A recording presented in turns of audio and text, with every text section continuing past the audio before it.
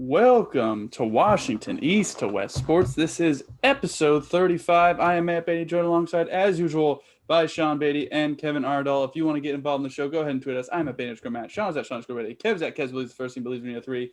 Subscribe to our channel on YouTube. Leave a comment. Tell us what you think of all the topics we cover. Follow our page on the Eli Network. Gentlemen, let's discuss a couple quick things before we get into some Mariners. So I was able to watch some of the Eastern Washington football game on Saturday. It was on ESPN3. And I'm sorry to say that Eastern looked good in the first half and then just couldn't keep it going. North Dakota State won 42-20. How sad are you guys right now? I could see the sadness on your faces right now. Sean, give me the level of sadness right now. How disappointing was it? It would have been more disappointing if I didn't see it coming. So they started pretty well. They just couldn't finish. Talent overcame in the end. So I'm okay with it.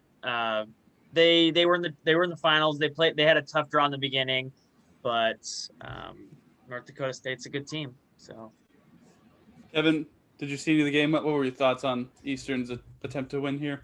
I unfortunately did not get to see the game because I was working, but yeah, kind of sad. I thought Barrier would put up a little bit more than what he did. He's very hot and cold. Like there were some games like he'll throw for like 4 touchdowns, but unfortunately he only had one in a pick. Just offense was kind of flat. I thought they'd be a little bit more, but they just kind of ran into the buzzsaw that is North Dakota State. So. Yeah, I watched them. They were up 20-14, looked good, and then did not score after that. And then North Dakota State just pulled away. So that was, the Eastern had a good season. At least they were able to play. No Trey Lance, which we will get to later on in this show. But I also want to update the people out there. The Sounders had a 1-1 draw on Saturday against LAFC. So 1-0-1 right now. They are back in action next Saturday. So be on the lookout for some Sounders. But gentlemen, let's talk about the Seattle Mariners. So let's just recap the week that was. So luckily they are on the East, well, I guess not East Coast. They are on Central Time right now. So they are already done. So we can talk about actual games. And there's not a game going on that we have to worry about. So the Dodgers came to town for 2 games. The Mariners won 4-3 the first one. And then they lost 1-0 on Tuesday. Had a day off before going to Boston. They split that series with the Red Sox. They won 7-3 and 10 in the first game, lost 6-5 in the second game, won 8-2 on Saturday before losing 5-3 on Sunday to split the series. And now they are in Houston for a 4-game series. They lost 5-2 today, just as Sheffield got the loss on the mound. They've got 3 more before they return home for a 6-game homestand, with 3 with the Los Angeles Angels and then 3 with the Baltimore Orioles. So, gentlemen, I just want to get your thoughts on what you've seen this past week. A lot of optimism around the Mariners. I mean, they've played pretty well. Wasn't the best week. They had even wins and losses. So, Kevin, what did you think of the Mariners so far this last week? Shitty. No, I'm kidding. No, it's super. Yeah, I was impressed. They've held their own. Still, I think they still have the second best record. The third best record in the AL. I could bring that up. Probably got the best by now. Yeah, going up against the teams like the Dodgers, Red Sox. They're the 4th best. It's Kansas City, Boston. Oh, sorry, Kansas City, Oakland, Boston, Seattle. Gotcha. All teams we thought would finish in that order, of course. Mm-hmm. Of course. Yeah, it's definitely against some high quality teams, especially with the Dodgers coming out the World Series win last year. Red Sox, we didn't really expect. Like Red Sox just had a terrible start and then just kind of kept rolling. I don't know what to make the Red Sox, if they're really actually a good team or not. So I can't really. But starting pitching, Flexen had a very good outing, and Kikuchi didn't, which was kind of, I thought would be a little bit opposite, but we kind of knew that Flexen would kind of get his stuff going. Kikuchi just didn't really have the command that I thought he would, that he usually does. But he'll bounce back and stuff like that. Let's see what else. Haggerty has been a nice surprise over the weekend. As far as hitting wise, we have a very small sample size of Kyle Lewis, even though he did hit a solo bomb today. So it's good to have him back in the lineup, and hopefully he kind of continues to get a little bit hotter.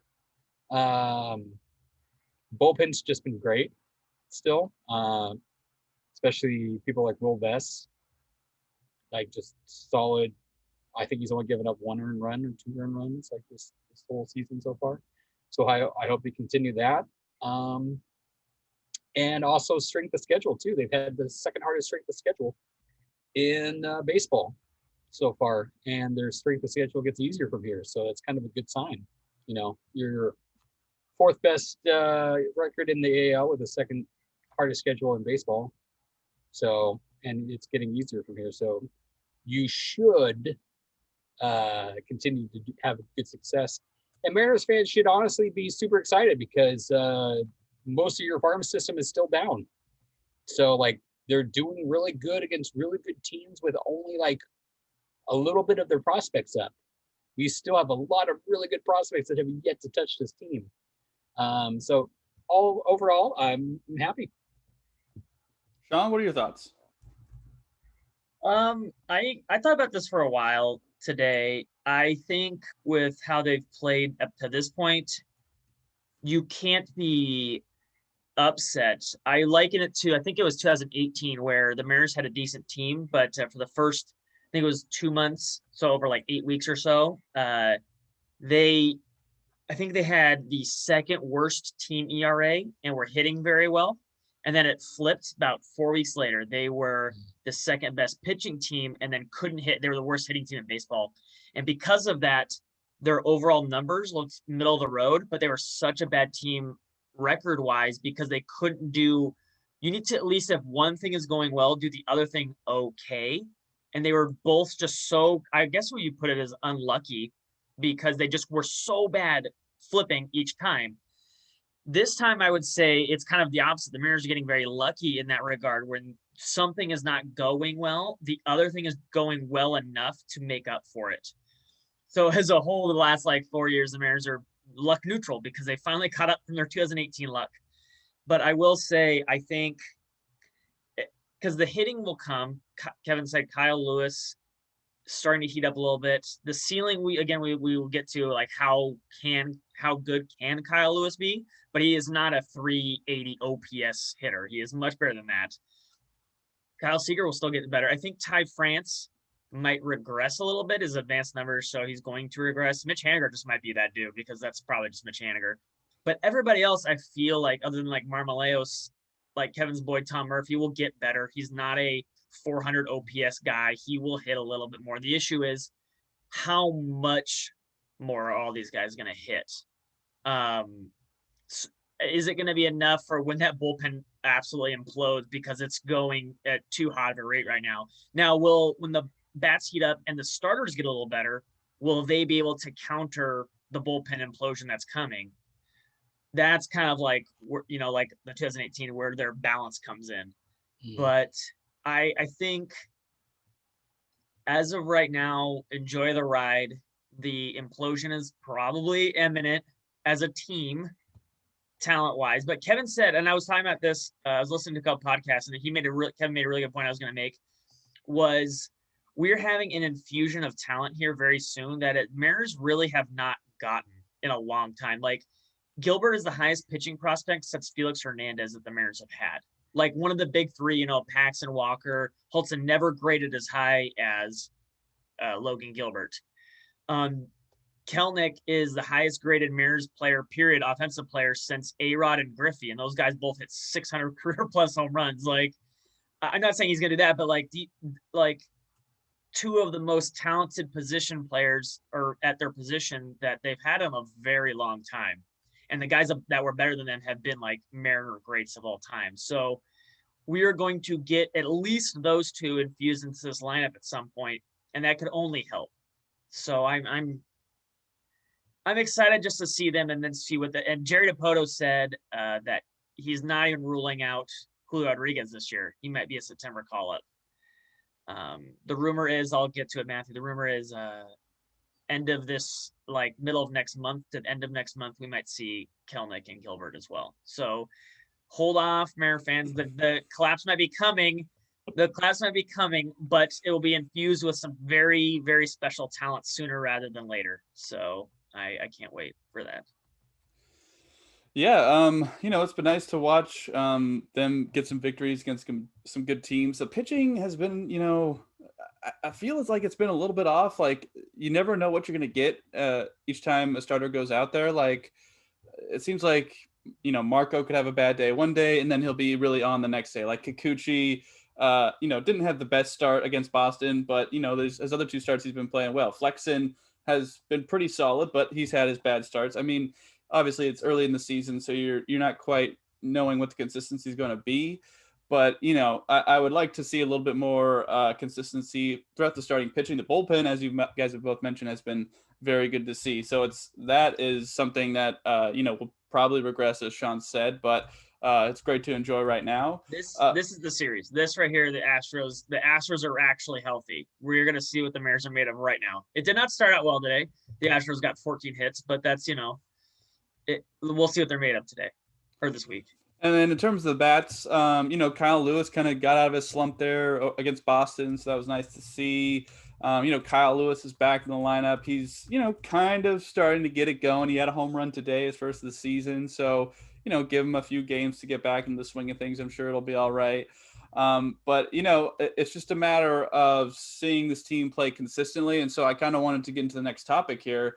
Sean mentioned that this team is going to regress. So what is your guys' level of optimism right now? I mean, it's early in the season. Obviously, you can't take away too much from April baseball, but the Mariners are in second place. Outside of Oakland rattling off a 10-game win streak, there's 12. Sorry, 12. They're still in first place. So, are you guys at all maybe a little bit more optimistic than you were heading into the season? Do you expect the crash to come fairly soon, or what are your expectations there? For me, you guys have mentioned the prospects coming up. I feel like, we talked about the Mariners probably won't complete for a playoff spot. And, right now it's too early to say. But, if they can keep it going, each week just, maybe split 4-3, 3-4, like just stay above 500 for a little bit. And then maybe see if some of the prospects can give them a little bit of a jolt in May.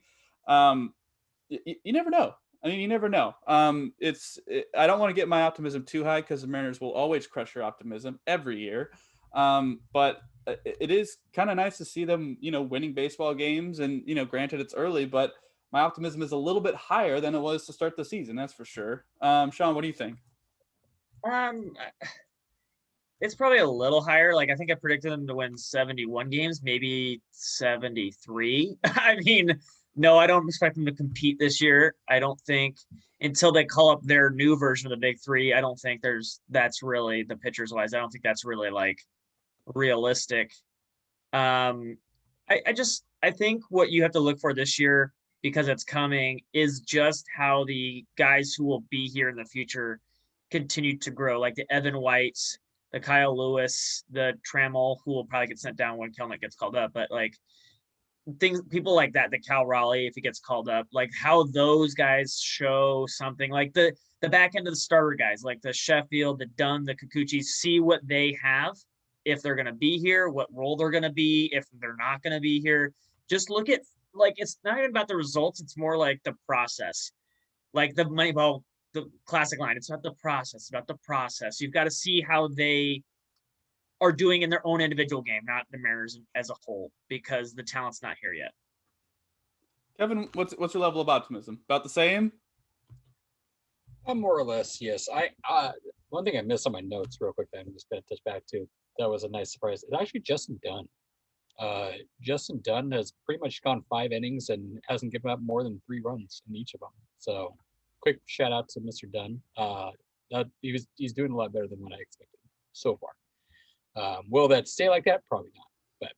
But yeah, I could see him, like best case, like before the season, I didn't think they were playing for playoffs really. I could see them being in the wild card hunt.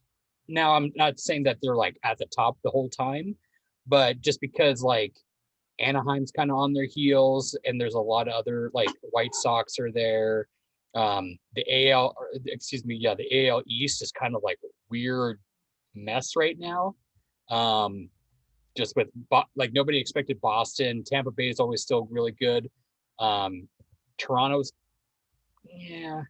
kind of, and then also Baltimore's playing better. I don't think Baltimore is going to continue to do. Baltimore will be a little bit better than what they were last year, but I could see us. I wouldn't be surprised if we're in the wild card hunt toward the end of the season. What's in the hunt, Kevin? Like, what do you mean by that? Within 6-7 games. Well, I mean, I see that, but that's like, yeah, that's 5 games below 500. I can see that. Yeah. But just because of how things are going kind of so far. Like I said, I've already mentioned their strength of schedule is about to get easier too. Hopefully, and that the main thing is like health too. You're going to get Kelnick up, but you also everybody's got to stay healthy. So everybody just kind of cross your fingers type of deal. And if not, like everybody just needs to calm down too. Cause I know, especially after when we had in 2019, when we had that really hot start where we just kicked butt in Japan and then came home and like won for like 2 weeks pretty much straight. And then we just sucked. Everybody was just heartbroken.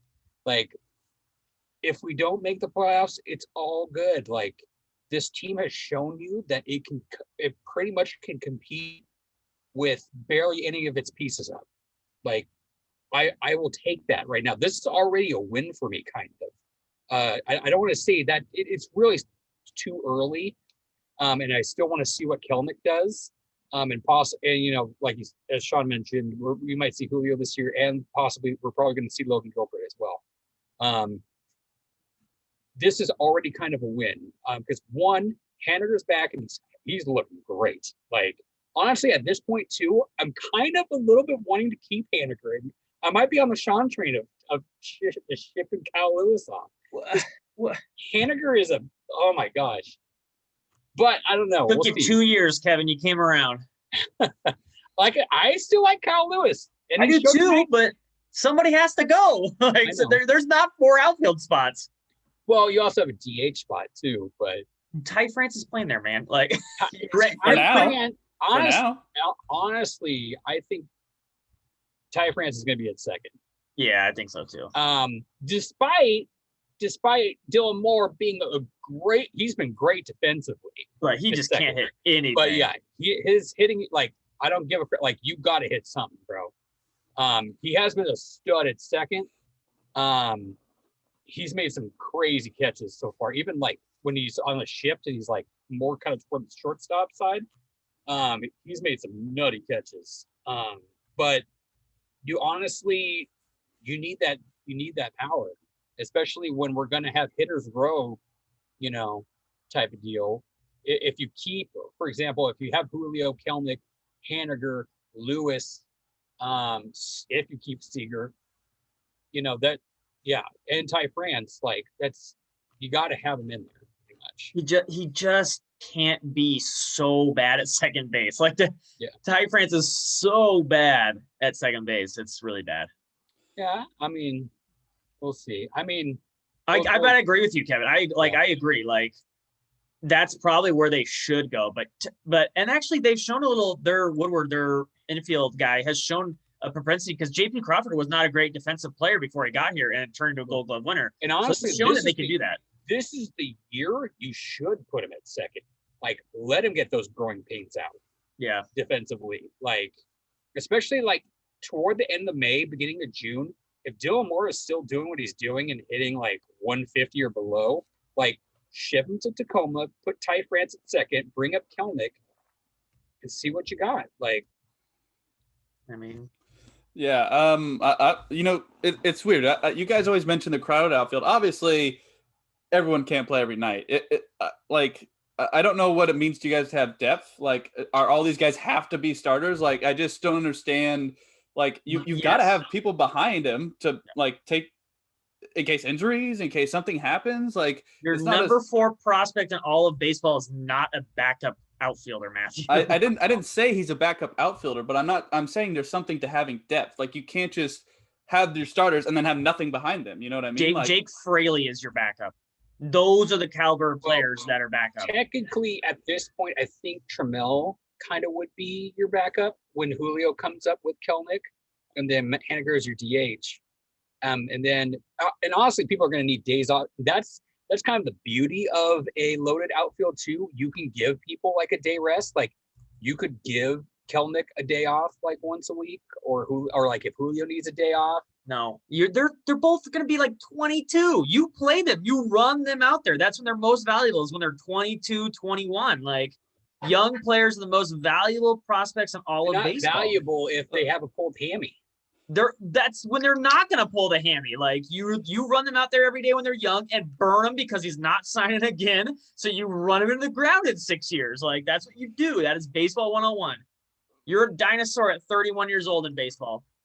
I mean, what if you don't run him in the ground? What if you hang on to him afterwards? Then he leaves and goes to somewhere else. Except for Papa Cruz, he just defies time. But. I mean, yeah, but he doesn't play outfield. He just hits. That's all he does. Exactly. Like, because Dylan Moore, I mean, watching Dylan Moore play, you know, I don't really see him as an everyday starter at this point. Like, I kind of agree with you guys. Like, let's throw Ty France there and, like, let him play, because I think he's earned it more than Dylan Moore has personally. Like, I don't think Dylan Moore is a everyday starter, and I think if anyone would be, you know, put on the bench, it would be Dylan Moore at this point. But to the point is, like, Julio and Kelnick are such high prospects, they have to play every day. They're playing 95% of the games. Mitch Haniger is a freaking beast. He has to play 95% of your games. And so it comes down to, does Kyle Lewis play 95% of your game? I think he's earned the right to at least get the shot. So that's the problem. You have 4 guys who need to be playing 95% of your game. And one of them, like Kevin said, Mitch has to probably be DH. But if you're not running a DH out there, one has to go, because all 4 of them need to play 95% of your games. I think you can do that. Like, if you can develop Ty France into second base, you can do that. You just have Haniger be your DH. Yeah. And then if and when somebody needs a day off, like once every 2-3 weeks, you can throw Mitch in. That's what I'm saying. Like, you don't need that. Like, Jake Fraley could be your 4th, 5th outfielder. Like, a guy like that. You don't need Trammell. That's the thing. Like, Trammell is still like the 68th prospect in all of baseball. He has a ton of value to somebody else, or one of these guys has a ton of value to somebody else. You could trade a Kyle Lewis and still have your 4th outfielder be a top 70 prospect. Like, you could even do that. But, like, the problem is one of these guys kind of just has to go, because let's say, like, you don't get rid of him and you still have Trammell. Trammell still has some value to another team that you've got to move on from somebody. And that all I was saying with the Kyle Lewis thing was, he had the most bang for your buck. He was the most valuable because he was so hot, but, like, he didn't have the upside as the other 3 guys. And that was my whole point. All right, I want to put a bow on the Mariners here real quick. So, Nick Margievius, God, I said that very wrong. I'm sorry, Nick. But you are on the 10-day DL now with left shoulder inflammation. So I want to ask you guys, do you stick with a 5-man rotation at this point, or do you just pick someone, throw them in for a 6-man? Like, what do you guys think? I'm kind of in the boat of, let's just keep it 5 at this moment until we see a guy from the bullpen emerge with some stuff that might be starter caliber. But, you know, pitchers have to be aware of where they're going to be. You know, you can't just, like, have a guy in the bullpen and be like, you're a starter tomorrow. Like, you know, obviously you've got to work them into the starter role. So at this point, it feels like the Mariners are just going to be destined for a 5-man rotation unless someone in the bullpen steps up, or they bring up somebody else to maybe just give them a shot. What do you guys think? Sean, I'll start with you. I think it's 6. And I say this, why this is the year to do it. Like Kevin said, you're not competing this year. So this is the year you figure out who these guys are. Marco obviously needs to get his innings because he's your solidified guy. Flexen is your best pitcher, and you have him for 2 years. He is some great trade bait if you need it. Like, way he's playing is fantastic. The other 3 spots, Justin Dunn, Kikuchi, and Sheffield, what I said earlier, you need to figure out who these 3 are. They all have innings limits, so the 6-man rotation is great for that, so they can pitch the whole season and still not meet their minimum innings. or their max innings. And then that last spot, again, like I was saying, you've got about a year to figure out, or about a month. And then Logan Gilbert is going to be that sixth spot. And again, they said that that's kind of like the end of May is because if they run 6-man rotation, he won't meet his max innings either. So he can basically pitch till the end of the year. And he won't have to like, oh, you're in the majors and then in September you're stopped. Like it's just that you're going to go till the end of the season. And that's kind of why they're pushing him back to May. They're only giving him like 3 innings at a time in the minors right now to like minimize his innings right now until he gets the majors and it's you full go. So I say 6 because you're giving basically 5 other guys other than Marco, like, here's major league experience. This is the year before we call up all the kids. And I mean, Gilbert will get his test foot in the water, but like, here you go. Let's figure out who is staying where and what position it is. Like, Dunn, are you going to be a bullpen guy? Or are you going to be a starter? Kikuchi, are we signing you next year to a 4-year extension? Because it's a 4-year extension that they have to sign all 4 years. So they're 0 or 4. And then Sheffield, it's where do you go? So I like that they're going to stick with 6 to figure out where all of these guys are going to play out at one time. Kevin? Yeah, probably just to kind of relate to add on to Sean's point, because I don't want to keep repeating it. You could also too, they could be a part of a package deal to go get somebody as well. Because eventually down the line, you can fill out the rest of your rotation by going and get kind of like what what Houston did when they went and got Greinke and Verlander, stuff like that. To kind of go get a veteran guy who's really solid to be like your second, third. Even though like eventually you're gonna have Gilbert, Hancock, Kirby, all those guys, but you're gonna want veteran presence in there too, which Marco is, but if you can go get a really good a guy that can get you 7 innings on a consistent basis, maybe like that's kind of in the middle, I would say like late 20s or so, depending on what the contract situation is at those times. We're not going to, but that could be a thing too. So I would say yes, keep with the 6-man rotation.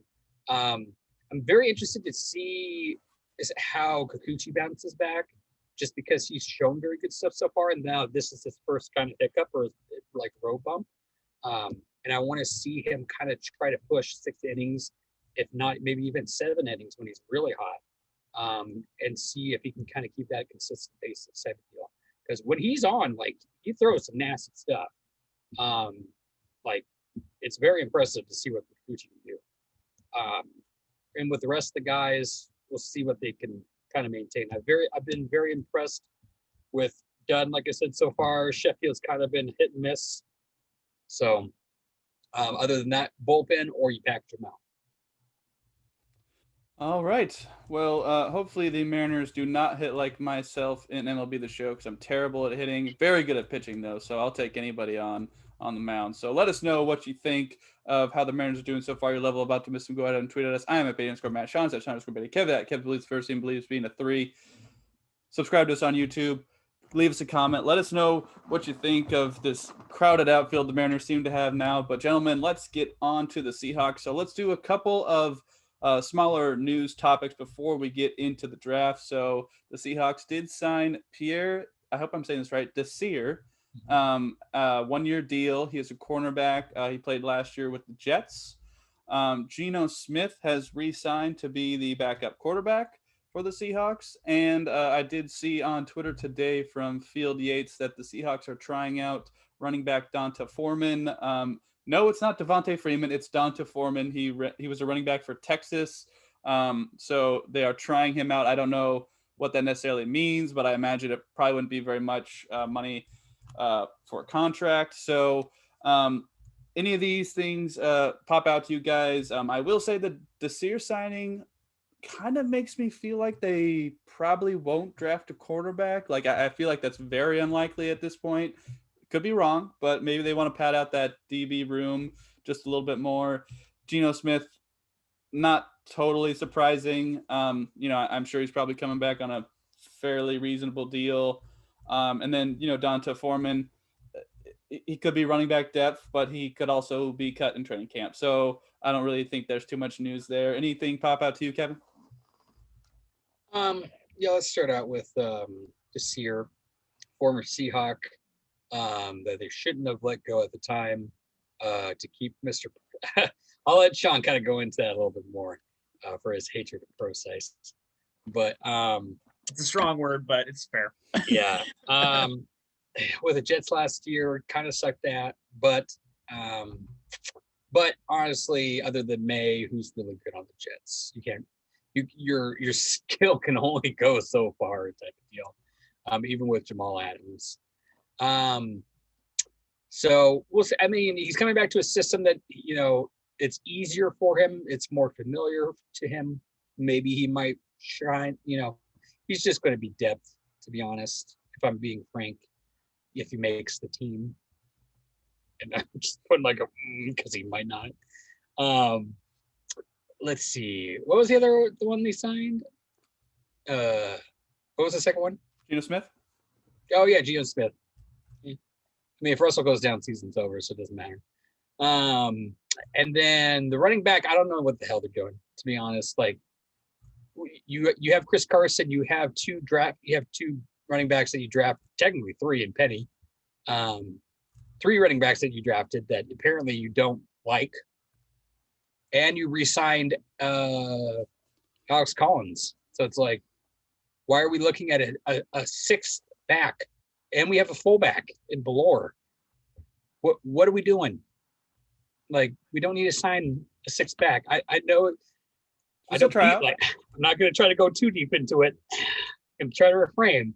I know Pete likes to get excited when he thinks about, excited when running backs come into the conversation, running the ball. But yeah, I don't know. It's no news, to be honest. Let's just put for Seahawks fans, like, you shouldn't care. Just focus on the draft, even though that's not going to even really be big news. Sadly. Sean, anything pop out to you? Like I said, Desir, or like Kevin said, Desir was pretty good his first couple years away from Seattle. Had struggled, but that's kind of a whole different issue. Cut him to keep Procise, which, oh god, that was terrible. Said it was terrible, screaming on it for Twitter, but everyone always freaked out about what was the Huskies wide receiver name? Kellen something. I can't remember. They all wanted him, and I was really upset. They cut Desir, and then Desir obviously turned out to be good, and the Husky receiver surprisingly did not. Geno Smith, it's probably like a minimum deal. That's kind of how the last couple. Pierre Desir. It's fine. It's like a depth signing. I think Matthew's right in the fact that it kind of shows that they probably won't go after one in the draft. And I'm okay with that, at least not early, like depending on what they do in the draft. Like, you have enough guys. It's just more of like, let them all figure out where they land, because you have a ton of DBs that have at least a potential to go off and have enough other needs that with only 3 picks, you need to kind of fill those needs with the other spots in the room that, if Desir pops off like he used to, is like actually going to be like this year's Reed. So I'm okay with it. And Geno Smith, again, the backup quarterbacks are always kind of league minimum deals. So it's a backup. If Russell Wilson gets hurt, season's over anyways. So who cares? And then Foreman, Kevin didn't like it. I haven't seen the money. I don't know if it's tryout. It's a tryout. Okay. So, I don't think it's going to mean anything, honestly. I don't think he makes the team. So I think he's just going to get cut. It's just a body. So, because you have X number of invites, you might as well invite some people. If he's a guy that pops off, he pops off, but he probably won't. So it's just a body. Yeah, that's kind of it on the 3. None of them really get my my motor running. Sorry. All right, well, gentlemen, let's talk about the NFL draft. So it is Thursday, Friday, Saturday of this week. The Seahawks will only be paying attention to Friday, Saturday, as the Thursday first round has no Seahawks draft picks, as we talked about last week. But, gentlemen, we are going to focus on the rest of the NFC West this week. So let's start with the team that both of you are claiming are the best in the division. are the San Francisco 49ers. So I'm just going to run down their picks real quick. They have the 3rd overall pick. They have a 2nd round, 3rd round, 4th round, 3 5th rounds, 1 in the 6th, and 1 in the 7th. I have a very nice graph if you want to share my screen. Oh, yeah, here, I'll let you share your screen here. So the biggest pick, obviously, is them trading out to get that number 3 pick. Okay, you should be good now. Is it that chart? Yeah. Okay. So, looking at the picks here, obviously you see Seattle there with 3, lowest of everybody. But it's an interesting draft to only have 3 picks. So let's just start with the number 3 pick. I saw reports today that they have narrowed it down to Trey Lance and Mac Jones with the number 3 pick. I'm just going to start with my thoughts on the 3rd pick. They're definitely going quarterback. I don't see them going any other way. Why would you trade up this early to not get a quarterback? Like I have said before, when they made this trade up, I don't agree with it. I don't think quarterback is a need. I think you made it to the Super Bowl with Jimmy Garoppolo. I don't think any of these guys are better than Jimmy Garoppolo coming out of the draft right away. You don't think any of these guys are better than Jimmy Garoppolo? No. I don't think any of them are going to be better than Jimmy Garoppolo. I think they have the ability to potentially be better than Jimmy, but not in their rookie year. Definitely not in their rookie year. If it were kind of a situation where they might sit behind Jimmy for a couple of years, I could see them maybe developing kind of like how Aaron Rodgers sat behind Brett Favre. But I don't really see either Mac Jones or Trey Lance being the thing that, gets this franchise, back to the Super Bowl and winning it. If I were to pick one of those two who I think would be the bigger threat to the Seahawks, I think it would be Trey Lance. What about Fields? Fields is hard to judge for me because he played at Ohio State, and it's the same thing with Mac Jones. It's like you're surrounded by such talent. How good are you really? Was it the talent around you that made you that good? Or was it you and then you just made everyone around you better? And based on the history of Alabama and Ohio State quarterbacks, I'm going to go with the talent. Now, it's not to say that they can't be good. I don't think they're going to be good rookie year. I don't think if they put them in to start year 1 that the 49ers are going to make the playoffs. That's my personal opinion. I don't see them making the playoffs if they start those guys for the entire season. I just don't think they're going to be NFL ready for full 16 games. I think they're going to have their growing pains just like Joe Burrow, just like Justin Herbert. I don't think this puts them over the top. That being said, if they draft Mac Jones, I will be very happy. I just don't believe in Mac Jones. I don't believe in him. I think he's kind of carried by Devonta Smith and Jalen Waddle and the system he was in at Alabama, just like most Alabama quarterbacks were. But outside of the 3rd pick, I think the 49ers have a lot of draft capital. They can invest a lot more in. I think they'll probably go wide receiver and then kind of defense since they got real banged up last year. I think they want to kind of maintain some of that depth. They lost some cornerbacks. A little bit of D-line here and there. So I think they're just going to try and shore up that defense, with Robert Saleh going. I think they're going to try and keep that defense as formidable as possible. But, they could do a lot with those picks. And if they take a quarterback 3rd overall, please do. I'm not threatened by either of those guys that they are planning to take if they're still there. Sean, what do you think?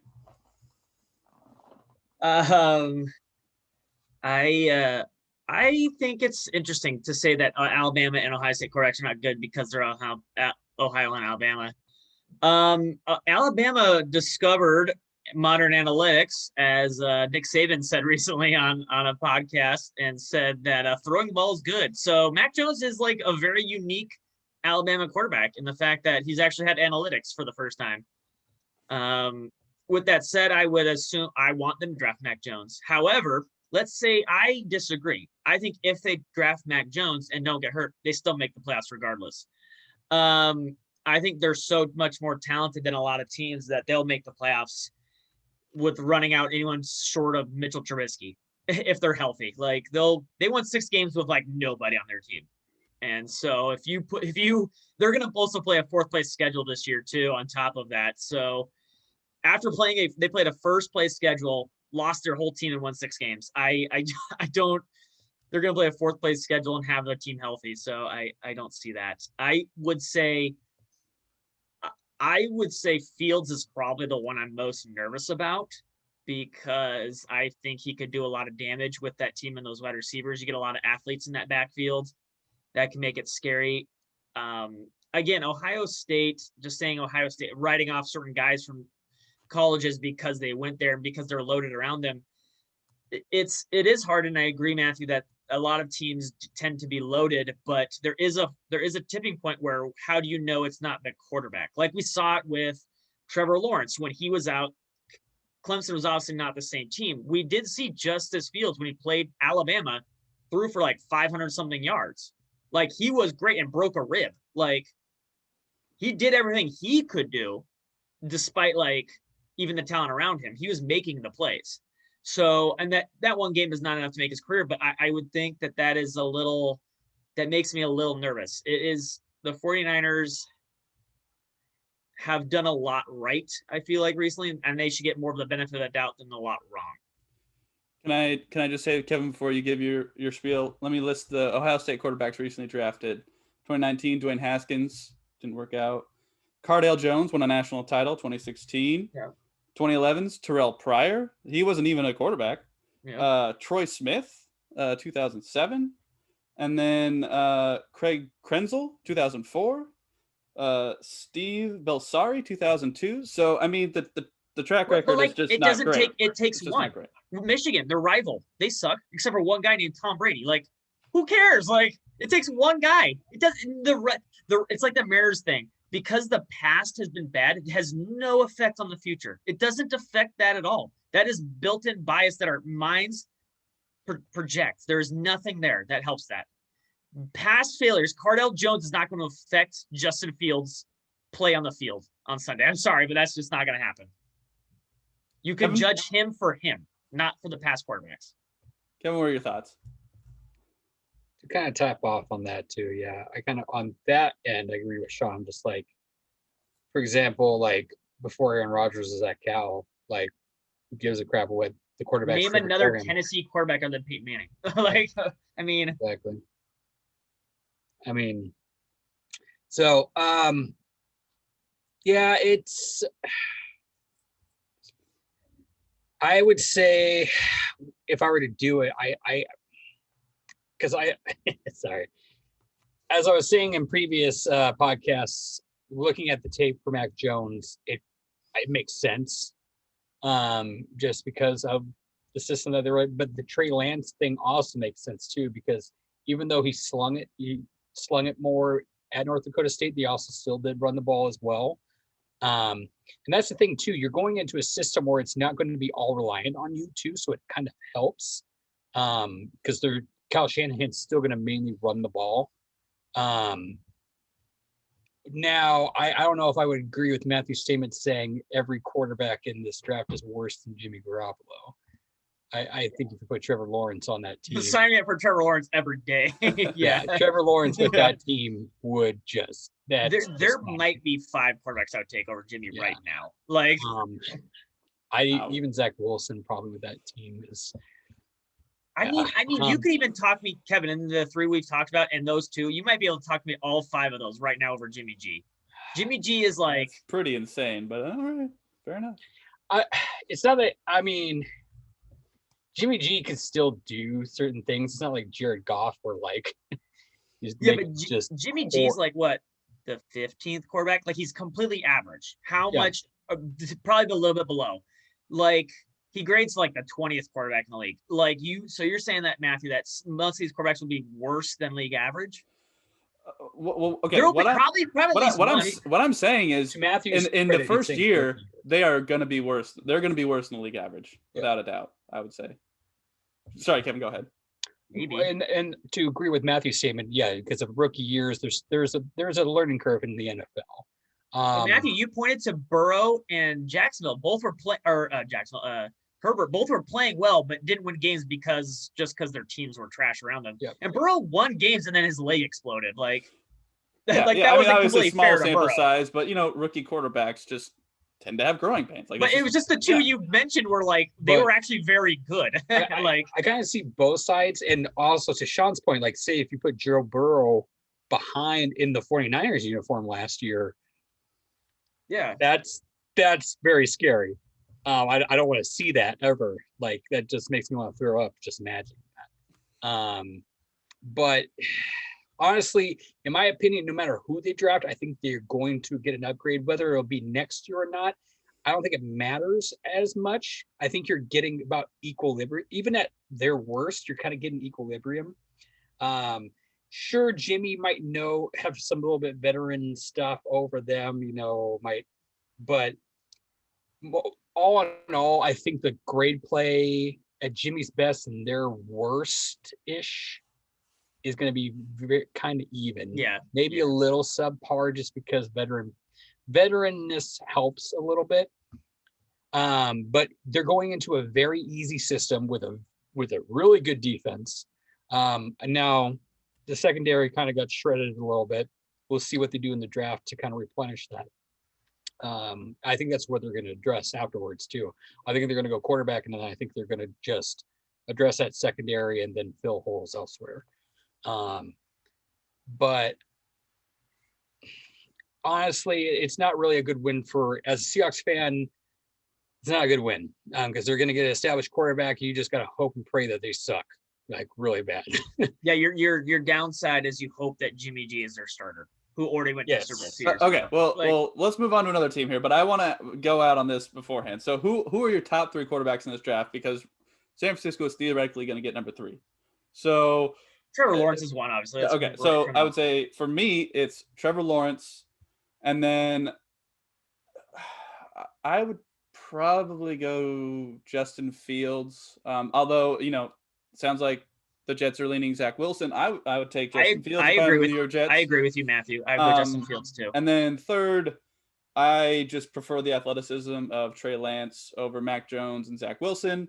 Now, I wouldn't say Trey Lance is 3 by a lot, but I would put him 3 probably over Wilson, and then Jones would be my 5 if I'm ranking all 5. Sean, what do you think? I pretty much the top 2. I agree with you. I dropped Wilson because when he played good teams, he had opportunities to win and didn't do it.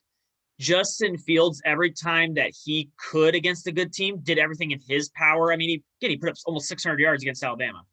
Like, he did everything he could to win that game with a broken rib. But because his defense couldn't stop Alabama, it's not his fault. I would say 3 is probably closer. I probably lean Mac Jones because I think he's a little safer, but Trey Lance is like 3B. Like, they're right there. Number 1's Trevor Lawrence by a long shot. 2, you could also talk me into like Mac Jones too, but I say Fields. I like Fields more than Mac Jones. Kevin, what about you? Oh shoot. Well, I'm going to be disagreeing with you boys.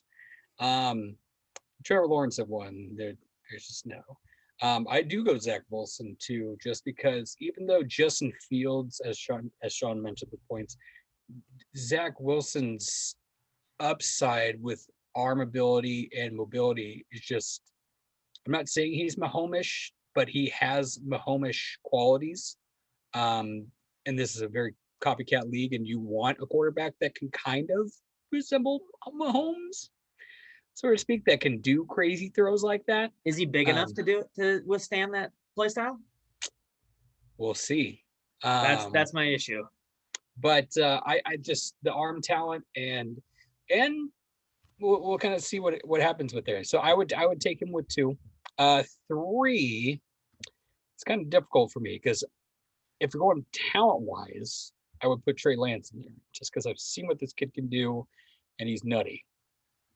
But he didn't play last year, and he's playing in Division 1 versus I kind of would just give the edge to Justin Fields just because 1, well, the things pretty much Sean mentioned, I'm not going to regurgitate him.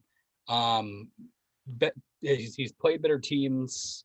So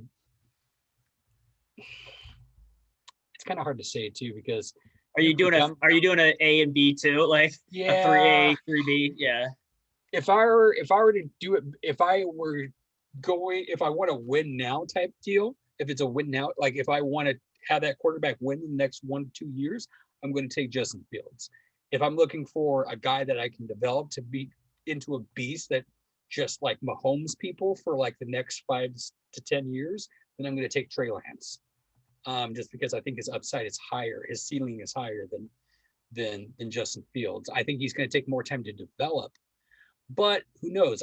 We have seen Division I college quarterbacks come into this league and do okay. But we've also seen the opposite as well. We've also seen Carson Wentz. Hey, Carson Wentz has a ring, so well. Well, at the same time too, like, and Carson Wentz is a really good example. Gabbert, Carson Wentz under Frank Wright, like, you know, almost an MVP season, was like slinging it downfield, and then like Carson Wentz without Frank Wright,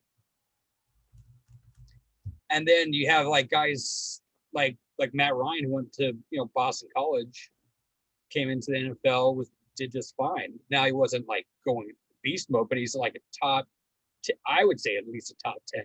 In my opinion, you use an off-brand school, and you forgot to mention Drew Brees, who went to Purdue. One of the go-to who went to a non-big school. Yeah. Also, Matthew, name another Purdue quarterback. It doesn't matter where you went to school. It doesn't matter what the other quarterbacks but did. You understand what I'm saying with the talent around you. Yes, I get it. That's the main point here. But what if Fields is the guy, is what we're saying. Like me and Kevin are saying. What if he is the offense, the engine that made that offense go? I mean, honestly, with what I'm to kind of summarize it, even though, like I said, Mac Jones's tape, I can see certain things. Mac Jones really, to me, is the only quarterback out of this group that's kind of a risk.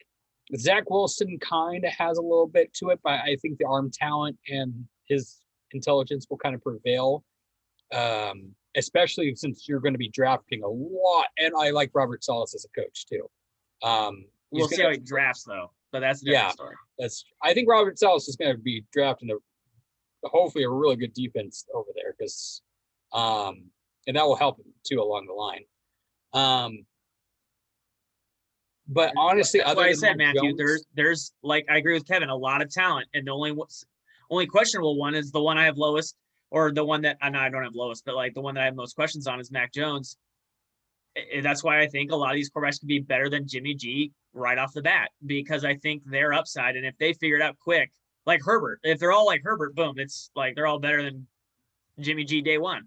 And the thing with Mac Jones is too, like, some of his tape like just shows him slinging it downfield. Yeah.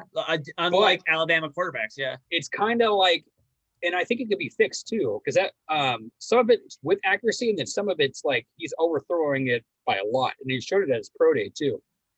But at the same time too, coming into the league, the only nick on Mahomes was that just inaccuracy. Like, people are like, oh, he's Brett Favre, he can sling it, but there's a lot of inaccuracy. He's going to throw a lot of picks. And then he gets he sits behind Alex Smith and gets a coach like Andy Reid and cleans that crap up, and it wasn't really that he misses guys. It was just like you said, Brett Favre, he throws into like triple coverage when he's just learned to eat it or move around more. That was Mahomes. Yeah, like make smarter throws. Mahomes could make the throws. He just shouldn't have made some of those throws, and he needs to just pick his spots better. Yeah, but Mac Jones overthrows guys a little bit, which is his issue. Now, if Mac Jones goes into Shanahan's offense, I think he'll be taught to make smarter throws. I've read a lot of things actually that Shanahan's not really a quarterback guru, so I want him to. That's why I want Mac Jones. I want the project because I'm not sure Shanahan could fix the project. I think he works better with a more polished thing. Well, I want to move on to other teams, but I mean, based on our rankings here, it sounds like they're taking a not top 3 quarterback based on mine and Kevin's ranking. Sean thinks Mac Jones is 3. It remains to be seen. And I still think they're taking Fields. And again, you know, I don't mind if you guys believe in the talent. Like, it's not like their college tape is terrible, but I don't believe in anybody outside of Trevor Lawrence. That is me personally. You can believe in Justin Fields. You can believe in Trey Lance. You can believe in any of these guys. I just personally do not believe in them, and I think it's a downgrade from Jimmy G. I mean, we all saw, remember the Titans. We know Trey Lance, or not Trey Lance, Trevor Lawrence is going to be great. We all saw that movie. Let's talk about the Arizona Cardinals real quick. So they have 6 picks in this draft. Let me bring up their picks real quick. So they've got the 16th overall pick. It's organized on the left, Matthew. The order is on the left, and then how many they have in the round. Yeah, so they have the 16th pick, 1 in the 2nd, no 3-4, 1 in the 5th, 1 in the 6th, and 2 7s. Okay. So, Cardinals, I think they really want to try and address the offensive line, make sure Kyler Murray stays healthy the entire year. I think that'll be a lot, probably at least 2 picks. I think they'll probably go the O-line route. I think they're pretty stacked at wide receiver. I think they might go maybe tight end because, you got AJ Green, you've got DeAndre Hopkins. I think a tight end might be nice to help out Kyler Murray a little bit.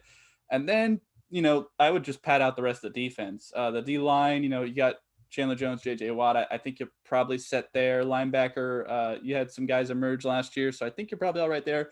Probably want to replace Simmons, the 5th overall pick. Yeah, you probably want to replace Patrick Peterson, maybe get another safety there along with Budda Baker. But I think they'll probably invest a lot in the defense and then offensive line as well. Kevin, what do you think?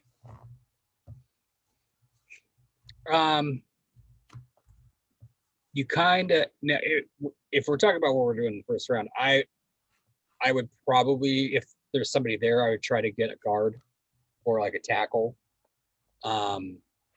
It's just normally most of the really top tier guys are kind of gone by 16.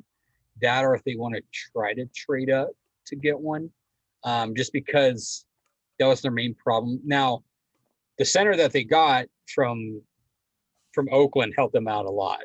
But there's still other pieces to that line that they do need to fix to kind of help keep Kyler Murray upright. Especially since when we saw what happened to them when he was injured last year, you need to keep Kyler Murray healthy. That would be my number one thing. If you're going to other additional needs, as Matthew already mentioned, getting an opposite corner, probably maybe even 2 corners, to be honest, and just have like a competition kind of there at corner. And maybe a linebacker and tight end. They got Max, what's his face from the Ravens that they drafted from Minnesota like 3 years ago, and he did pretty well for them when they were healthy. He got a touchdown against us, so I don't know if they really maybe tight end depth, but that Max, I can't remember his last name. It's Williams. Max Williams. There you go. Out of Minnesota University. I think he's a starting. He's fine. Number one. Yeah, exactly. He's not Gronk, of course. No one's that, but I know everybody's kind of looking for their own version of like Gronk and Kelsey and stuff like that. But sometimes you got to run with what you got, and he was serviceable last year. So, and he can kind of block a little bit. So pretty much line, secondary, and maybe a linebacker. That's what I would go with them. Sean, what do you think? I want to touch on Kevin talking about best tight ends, and then we just talked about the 49ers who are the best tight end in the league, and he forgot Kittle. Yeah, But he talked about old Gronk and Kelsey, but forgot Kittle. I will say Matthew's right. The first 2 picks need to be O-line. Fix Kyler Murray. Like, you just need to keep Kyler Murray upright. That's their biggest goal. You have an AJ Green and a Hopkins. You have weapons. And Kevin's right with Williams. You don't need the tight end. Who cares? Like, honestly, just be a body, because those 2 guys, if AJ Green's healthy, those 2 guys are going to demand all the coverage in the world. And so Kirk being the number 3, you do not need more weapons. Like, there's an abundance, but like, you need to keep guys away from Kyler Murray to keep him healthy. And you need to go O-line. And then again, the next pick you don't have a 3rd or 4th rounder. Anytime you get really past that, you're not. I mean, what can you really expect from 5th rounders on? Hopefully, one hits, but like, these are kind of depth guys and backups. But so I agree with Kevin. After that, I go some DBs. You gotta get some DBs and maybe a linebacker or a tackle. But the only thing on offense I'm even looking at is linemen, because you need to keep Kyler Murray up. And then we're running out of time here. Let's touch on the Los Angeles Rams. No 1st round pick, 1 in the 2nd, 2 in the 3rd, 1 in the 4th, 1 in the 6th, and 1 in the 7th. 6 picks, 2nd lowest, Seattle's the lowest. Yeah. But the Rams, they traded for Stafford. So offensively, I really think they would just probably go offensive line as well. Whitworth is getting older, so you're probably going to want to find a replacement for him at some point. I mean, a second rounder is not ideal, but at least you can add some depth. Probably another one in the third. And then I think they'll probably just go mostly defense. I don't think they really need much on the offensive side of the ball. Your wide receivers are fairly set. Higbee's still there. Darrell Henderson, Cam Akers run the ball just fine. So I think they're probably just going to pad out that defense. You've got Ramsey, so maybe another cornerback just to have someone else, maybe a safety. Linebackers pretty solid last year. Maybe add another defensive lineman to help out Aaron Donald. So I don't really see them doing much on the offensive side of the ball outside of line. I think it's going to be mostly defense. And if one position in particular they really need to invest in, probably safety. Sean, what do you think? I think the Rams, kind of like the 49ers outside of their first pick, are in the position to really, like, we can nitpick it, but I think they're really in the position to go just best available player, because like you said, they have some needs, but nothing is super glaring right now. Like, they could get linebacker help. They could use that, but they also could use, like, because again, it's not a first round pick, so it's a second round pick. So yeah, they could draft a linebacker. They need some linebacker. They could use probably a safety. But if, like, depending on what falls and what moves, if like a really good guard falls, they could go a guard. I mean, they could use one in a couple of years. Like you said, their line's getting a little older. They probably don't need a wide receiver, but like if somebody else, like a tight end, because they lost a tight end, falls in the third round or something like that, they can kind of go best available. I would probably, if I were them, focus on the defensive side with whatever position is available on defense. That, like, if a corner falls really far, or a linebacker, or a defensive end or something falls really far, they could just snag the best available guy. But they're really in a position, other than a couple spots on defense, to just kind of take their guys who they like. Kevin, what do you think? Other than their first pick in the second round, I kind of agree with Sean. What I would do with that second round pick, just because you lost your star safety, Johnson, you probably, and safeties are, you can usually get a really good safety in the second round.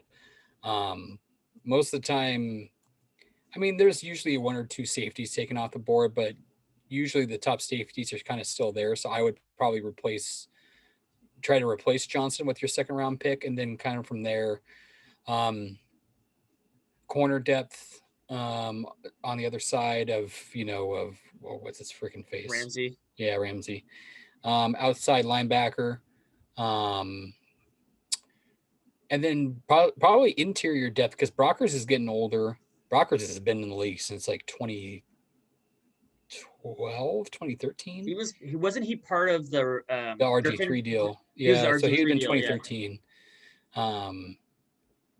So they probably want some interior depth, just because, and maybe even another edge rusher, actually, just to kind of, which is kind of sick to say. My thing is, Aaron Donald helps so much with the other guys. You don't have to invest a lot of high picks, because Aaron Donald absorbs so many blockers that they kind of get a bump up because he's so good in the middle. Yeah. I just think because their pass rush just kind of seemed Aaron Donald only. It was just Aaron Donald. Well, like when Aaron Donald went out, it was just, now against us, it was really good because our O-line is a hot pile of trash. But against other teams, like when I think they played Arizona, or no, they played some team.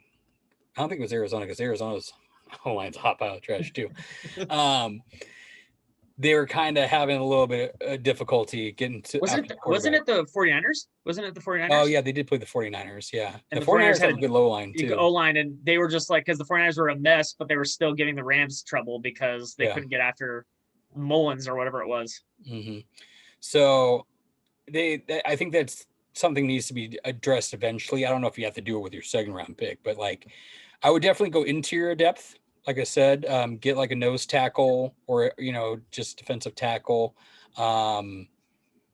Offensively, other than, well, O-line, yeah, of course, as Matt already mentioned.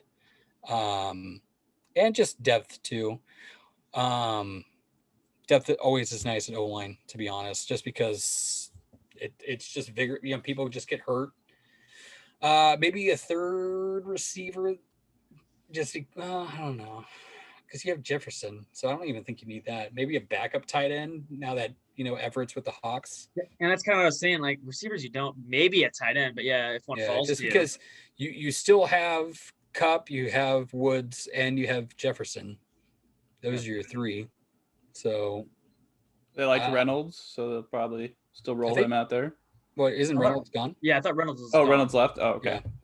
So Van Jefferson, who they drafted last year, I think slides into that third. They drafted him in the second round last year.